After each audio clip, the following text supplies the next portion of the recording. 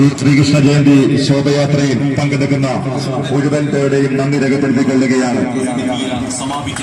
ഭഗവാൻ ശ്രീകൃഷ്ണന്റെ ജന്മദിനത്തെ വരവേൽക്കുവാൻ നടക്കുന്ന ആഘോഷങ്ങളിൽ കേറികാട് 63 നമ്പർ SNDP ശാഖയുടെ സ്വീകരണം ഏറ്റുവാങ്ങിക്കൊണ്ട് ശോഭയാത്ര മുന്നോട്ട് പോവുകയാണ്.